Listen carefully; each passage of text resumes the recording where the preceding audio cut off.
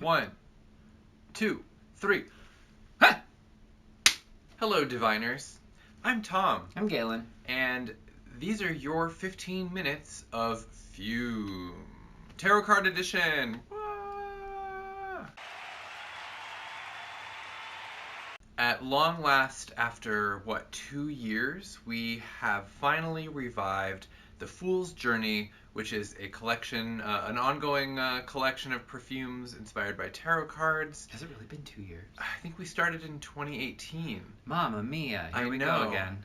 And it's funny because this collection started as just a way to mark April Fool's Day in, I believe, 2018, where I was like, Right. we should do a thing about the Fool card and break it up into little pieces and do a whole thing.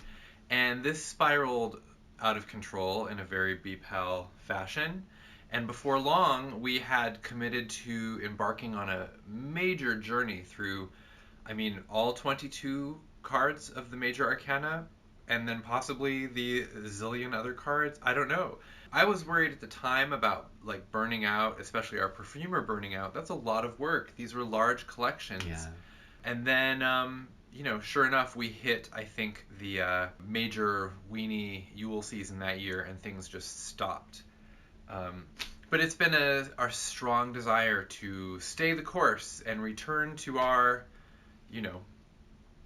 journey previously scheduled, and now we are back with the Hierophant. The way these collections work is there are two parts. There are the aspects of the card and the faces of the card. And the aspects, which we're covering today, relate to little visual elements from the card. We're using Pamela Coleman-Smith's deck, the Rider-Waite-Smith deck, however you refer to it. That deck, that's the one we're doing. So we're focusing on bits of imagery from the card. There's so many little details in each card you could potentially make a fragrance out of. Who would ever be so ambitious and foolhardy as to attempt such a thing? Be pal. So, the faces of the card, those scents relate to archetypes that are embodied by the figure on the card. And there were 6 aspects and 5 faces for the Hierophant collection. And we have the 6 aspects here today to smell for you. Faces in a separate video because we are tired. So just a little background on the Hierophant. It's the 5th card in the suit of trumps. We are allowed to use that word again. For a while it felt verboten. Trumps it means triumph. These cards, this suit of 22 cards, was modeled after these old parades that used to take place whenever they were marking a victory. It was a wartime parades. There'd be floats in the parades or huge displays. And if you're watching a parade, something goes by, and then whatever goes by has to be bigger and better than that, and so forth until the big finish. That's the whole idea. And so the 22 cards of the major arcana can be seen as basically a series of figures that each triumphing over the one that came before. And what's interesting about this is that all of the earthly figures, even the powerful earthly figures, like the Emperor, the Empress, and the Hierophant, who is modeled after the Pope, these come so early in the parade, and they are triumphed over by literally everything that follows, including the devil, for example. The devil easily triumphs over the Hierophant, and there was a bit of a interesting political commentary in the ordering of the cards and the conception of the suit to show people where real power is, and the power that the most powerful people in the world seem to wield is actually nothing in the face of these larger spiritual entities or forces or revelations. So there's a thing for you right there. And if you are disturbed by the idea of, getting invested in anything that seems too churchly, just know that that's not really part of what the card is about. It's not our focus in the collection, and in the tarot deck itself, they just put a big boot right on the Pope's neck by placing him number 5. So with that out of the way, rips up photo of Pope. rips up Hierophant card. Fight the real enemy. We're going to get right into the scents, and the first one that we have is the crossed keys. We're taking these in the order that I have them here in the collection. The crossed keys, which are at the little bottom of the card. Cross your keys and dot your I's. No? It's worth saying that this collection is accompanied by a wonderful amount of writing about the card by Elizabeth, our perfumer, head honcho here at BPAL. And I'm not going to read everything that's written for today's purposes, but I'll say that from the description, it says the crossed keys represent the balance between the conscious and subconscious minds and the unlocking of mysteries which only he can teach. And the scent is sweet myrrh, Oman frankincense, gum acacia, and white sandalwood. I feel like I'm in relatively familiar territory with this combo. Mm-hmm. Interesting. It's like a little brighter and maybe like a little fresher than I was expecting. I guess it's that white sandalwood, first of all. I think it is. Really pale wood. Yeah. Frankincense is like, a very uplifting, instantly kind of like, I'm almost getting like spots in my vision. It just is very clean and bright and pure. I'm going to try some on, and I'm curious to see just how incensey this ends up being. But I really like this. This is like a brightly lit, clear space. Which is interesting in the context of keys in terms of unlocking mysteries. It's like this is the actual, the door opens and the light pours out. I'm trying to figure out if there is something like metallic in this that is evoked by the keys themselves. I think, because I'm kind of getting that, but I can't tell if it's just my imagination telling me stories. There's something kind of hard and a little bit metallic in it. I agree, but I also don't know if I'm thinking that just because you're saying that. Our minds are just porous sponges that impressions and information just kind of seep into and then drain out of. So who knows what's real? There's nothing we can really do about that. We just smell the perfumes and describe them, and then based on that, you do as you will. There really is a kind of metallic quality, though. I think that it might be something that is kind of hidden from the copy that the perfumer has done as a wink. I really like it. Overall, just a nice gummy, resinous incense blend, but there is that hint of metal. It adds atmosphere to this place. Yeah. It reminds me a little of the motor oil note that we've seen in a couple of places, There's just this kind of viscous, the gumminess. Next we have the Disciples. Those are the two cronies on either side of the Hierophant. We can see the backs of their shaved, or is it just bald, heads. And it says, the disciples look to the Hierophant for guidance, support, advice, and instruction, and within themselves they contain the sun and moon, the white king and red queen, and all who seek enlightenment through union. So they're gay. That's so funny, I didn't realize those were people. They're people. The scent is white and red rose petals, sweet labdanum, vanilla bean, prune. Huh? Prune. Red sandalwood, and orange blossom. I mean, this is something I've been a little afraid of getting my hopes up, and I haven't smelled any of these. Because of the prune? No. I mean, I love prunes, actually. I would eat a lot more of them than I do if it weren't for, the system can only handle so many prunes. Well, just too much. I immediately started to put it on. It's just gorgeous. The rose is accounted for, but it's not super dominant. What else is in this? Sorry. It's laudanum, vanilla bean. Yeah. Okay. So we got a bit of this dried fruit, and it's sweetened up with vanilla, the sandalwood, orange blossom. I mean, it's just. I have to put it on immediately. This might be it's all running down my arm practically now. It's kind of it smells like a sweet, sticky rose.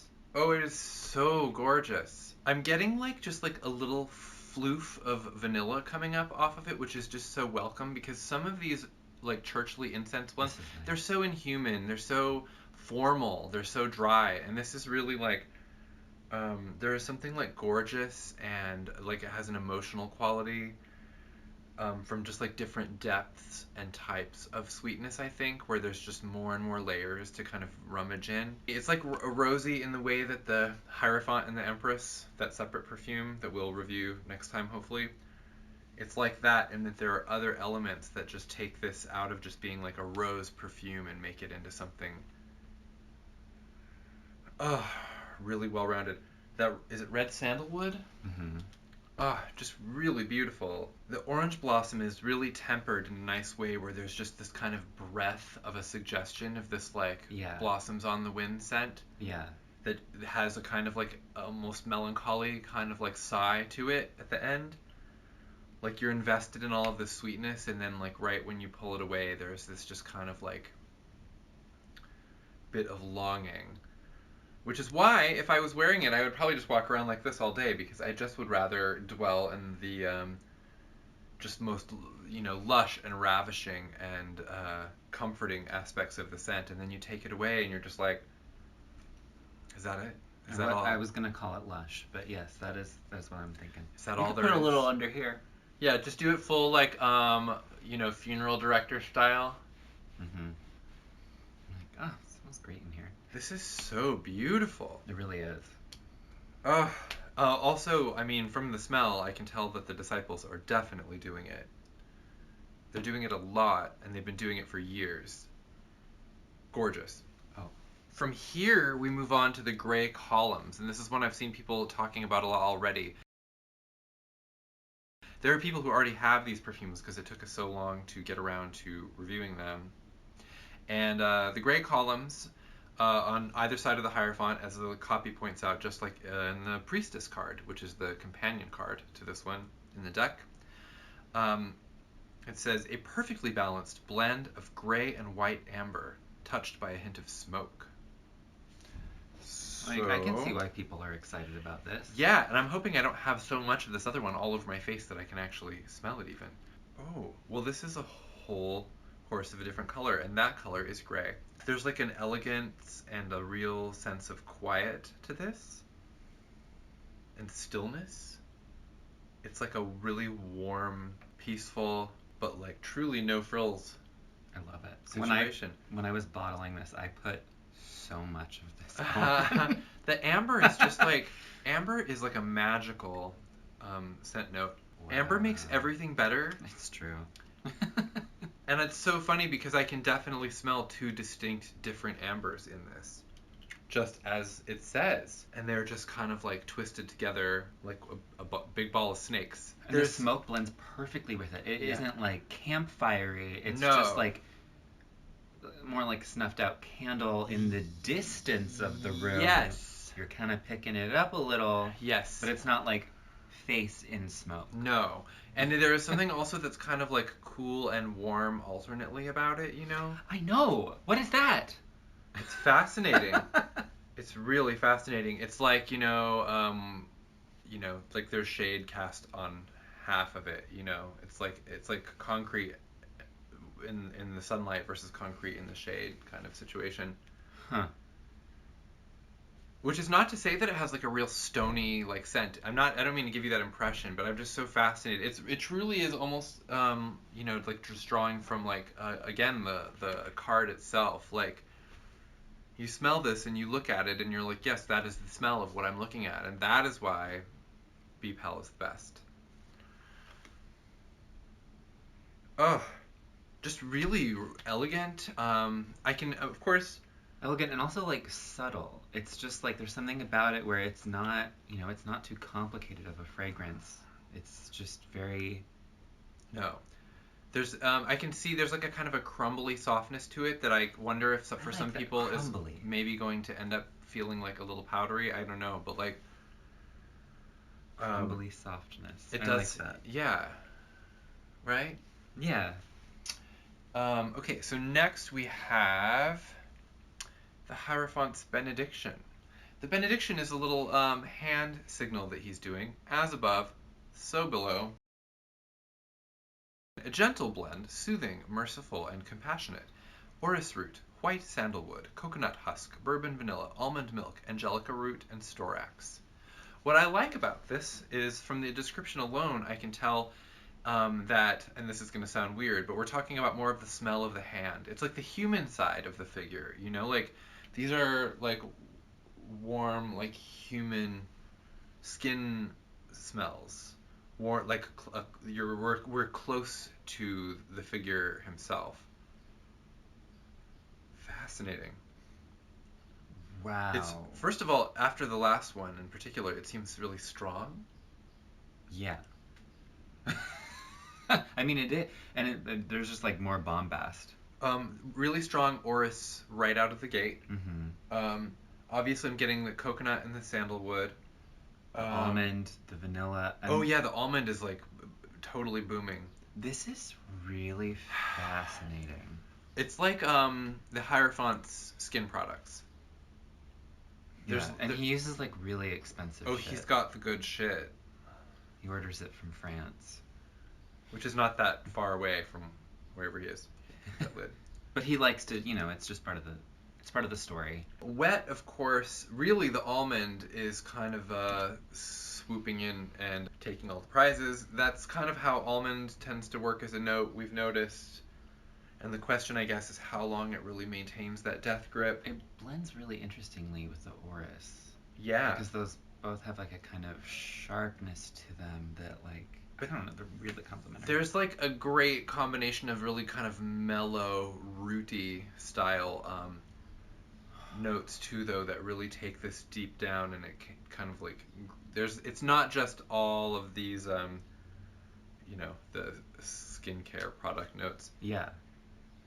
As it settles down, I feel like it goes to like a really cool, shady place, which is where I like, in terms of the theme from the scent, in terms of mercy and forgiveness. There's just like a real like a soul comfort, I think.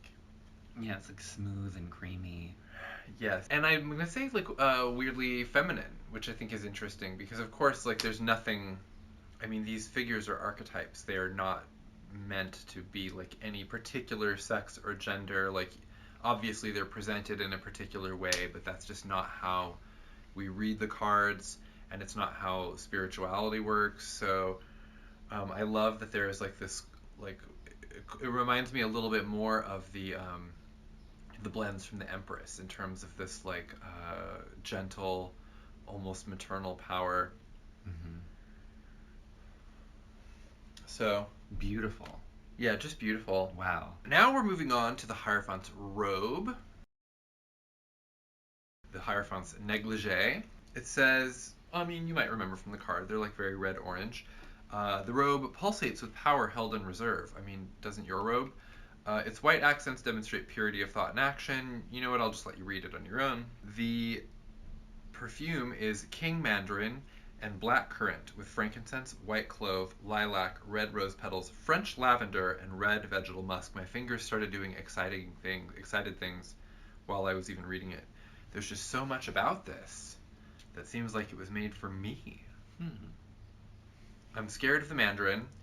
It's not that I have a problem with it. I just noticed that I don't wear a lot of scents that contain it.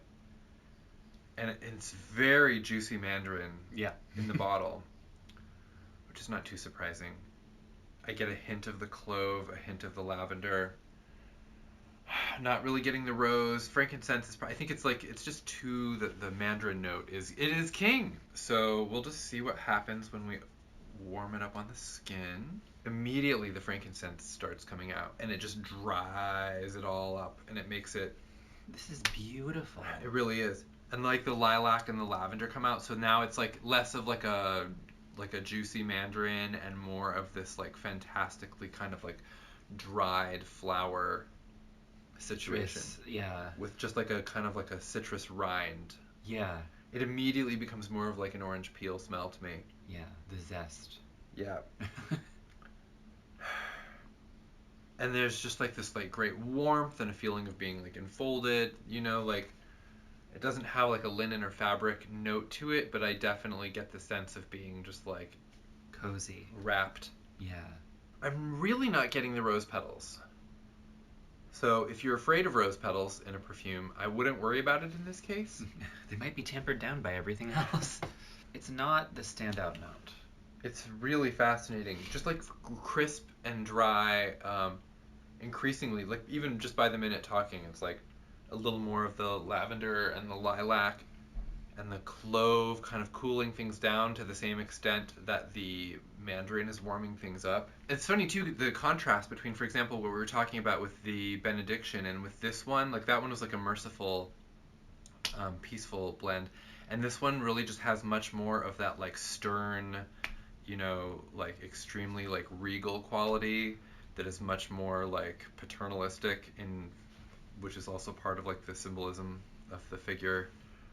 Like it's just very commanding, whereas the other one is like coaxing. You know what I mean? So now, are we just left with one more? It went by so fast. So fast, I was just starting to get going. The Triple Crown. Now, this is, of course, the Hierophant's dazzling, opulent tiara. Miss Universe, 1536. A glittering diadem of golden amber suffused with crushed greenery, stone accord, I knew we'd get the stone in there somewhere, and brown musk, elamai, rice milk and vanilla bean, storax, patchouli and vetiver, frankincense, Mysore sandalwood, and myrrh. Do you have all that? Okay. It's like the grand finale of like the card. The fireworks display. Yeah. Oh, they're really letting them all go. A lot of the notes that have appeared in individual scents so far, and now they're all here together, just like singing the commenting together on the just like bewildering grandeur of this figure, who, by the way, again is going to be like easily overturned by 17 other cards. So this wow, is like dark compared to the other ones. There's the darkness. Isn't that fascinating? The darkness, the deepness. I mean, obviously, part of that is the stone. There's like a really weird and I think the brown musk. The crushed greenery and stone accord really take this to like a subterranean place. Immediately. Maybe it's a patchouli. And the patchouli. And the patchouli is strong. Like there's definitely like an edge in here from the patchouli.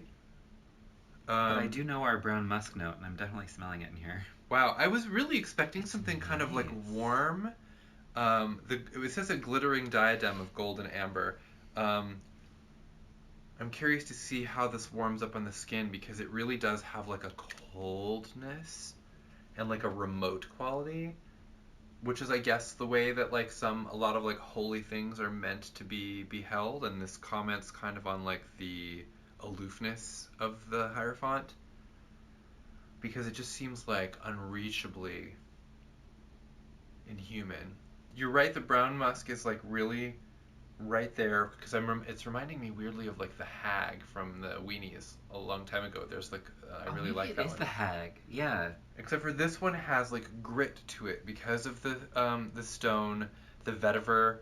I can definitely smell there's kind of like a singe to it. Further up my arm is again the benediction, and there's just like a sliding scale then that takes it from like this like cool but like welcoming like human place all the way down to this like glittering grandiose like unreachable place. I mean, it's definitely weirdly like the smell of something extremely sacred and kind of scary. Yeah. It's scary to me. I'm scared. Are you scared? Yeah, like I said, the darkness. The darkness, the deepness. There's like an appealing creepiness. Well, there is that kind of ring of like amber around it. It has like a shine to it, but at heart an extremely unsentimental scent, which I find really fascinating. Also, I mean, stuff like that means that I think almost anyone can wear it, because yes, there is like a touch of like amber and like vanilla bean and stuff in it, but these are like small nuances. Mm-hmm. And same with like, vetiver and patchouli lovers, like it's in there, but there's just this whole portrait here. It reminds me of like the ruins of like a temple. It is sweetening up on my skin a little bit in over the past few minutes, just with like the the vanilla rice milk situation. Like it has this kind of like faint humanity to it, like a very faint welcome. Isn't that crazy? Do you smell that? Well, that is the first 6 perfumes in this collection, and next time we hope to do the 5 Faces of the Hierophant, and also the Hierophant and the Empress, which is the little bonus one that we re-released that was a Lilith from 2014. And we're just gonna be sitting here and sniffing and a snaffling these Hierophant perfumes and trying to make sense of them. So I hope this was revealing in terms of what these could possibly smell like. And if you already have yours and are smelling them and you smell something different, we definitely want to hear about it. We just re-released the last Unicorn collection also, so that's going to be coming up soon. There's always going to be some other thing. It's never going to stop, but that's why you're here. So with that, we will return you to your previously scheduled heat wave, already in progress, and stay cool. We'll hang out soon. Bye.